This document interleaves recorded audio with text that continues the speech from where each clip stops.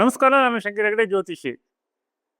ನಾನು ಜೈಮಿನಿ ಕಾರಕರು ಮತ್ತು ಷಡ್ಬಲವನ್ನು ಹೇಗೆ ಮಿಕ್ಸ್ ಮಾಡಬೇಕು ಅಂತ ಒಂದು ವಿಡಿಯೋ ಮಾಡಿದ್ದೆ.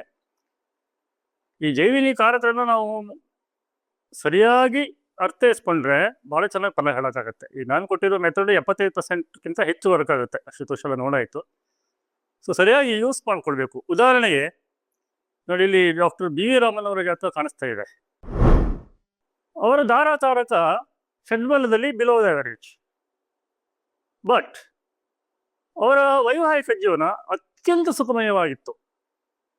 ಈ ಹೇಗೆ ಡಿಕೋಡ್ ಮಾಡೋದು ಇದನ್ನು?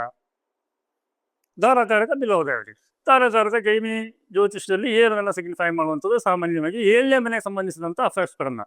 ಇರುವುದು 7 ತಾರಕರು, ನಾವು 12 ಮನೆಗಳಿಗೆ ಸಂಬಂಧಿಸಿದ್ರೆ 7 ತಾರಕರ ಮೇಲೆ ಹೇಳಬೇಕಾಗತ್ತೆ. ಹಾಗಾಗಿ ಕೆಲವೊಮ್ಮೆ ಒಂದೇ ಕಾರಕರು ಬೇರೆ ಬೇರೆ ವಿಚಾರಗಳನ್ನು ಕವರ್ ಮಾಡ್ತಾರೆ.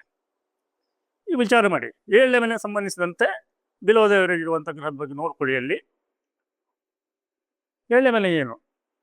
ಮದುವೆ. ಅದು ಸುಖಮಯವಾಗಿತ್ತು, ಯಾವ ತೊಂದರೆನೂ ಆಗಲಿಲ್ಲ. ಹಾಗೆ ತೊಂದರೆ ಆಗಿದ್ದಲ್ಲಿ 7ನೇ ಮನೆ 10ನೇ ಮನೆಯಿಂದ 10ನೇ ಮನೆ, 10th ಫ್ರಮ್ 10th.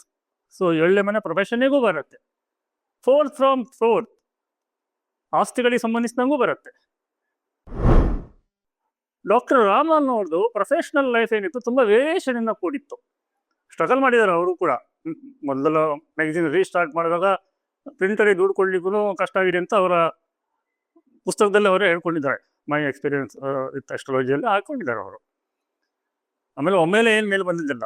ಹಾಗೆ ಅವರ ಅಷ್ಟು ದೊಡ್ಡ ಪ್ರಾಪರ್ಟಿ ಕೋರ್ಟ್ ವಿಚಾರಕ್ಕೆಲ್ಲ ಹೋಗುವಂಥ ಪರಿಸ್ಥಿತಿ ಉಂಟಾಗಿದೆ. ಈ ಥರ ಡಿಕೋಡ್ ಮಾಡೋಕ್ಕೆ ಬಂದರೆ ವರ್ಗಕುಂಡಿಗಳಲ್ಲಿ ಹೇಗೆ ಡಿಕೋಡ್ ಮಾಡೋದು ಅಂತ ನಾವು ಮುಂದೆ ಡಿಸ್ಕಸ್ ಮಾಡೋಣ. ಅದ್ರ ಮೊದಲು ಒಂದು ವಿಜ್ಞಾಪನೆ ನಂದು. ಚಂದ್ರಿಕನ ಜಾತಿಗೆ ಬಂದಿರೋ ಲಹರಿ ಇನ್ನೂ 18 ವರ್ಷ ಪುಟಾಣಿ ಪಾಪ.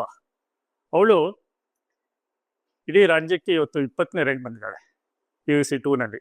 ಅವಳ ಅಕೌಂಟಿಗೆ ಟ್ರಾನ್ಸ್ಫರ್ ಮಾಡೋಕ್ಕೆ ಅಕೌಂಟೇ ಇಲ್ಲ, ಅಷ್ಟು ಚಿಕ್ಕ ಪುಟಾಣಿ. ಮತ್ತೊಂದು ಬಡ ಸಸ್ಯಾಹಾರಿ ಆಟೋ ಡ್ರೈವರ್ ಮಗಳು ಅವಳು. ಸೊ ಚಂದ್ರಿಕಾ ಕೊಟ್ಟ ಸಹಕಾರವನ್ನು ಅವಳಿಗೂ ಕೊಡಿ ಅಂತ ಬೇಡಿಕೊಳ್ತಾ ಇದ್ದೀನಿ. ನಮಸ್ಕಾರ.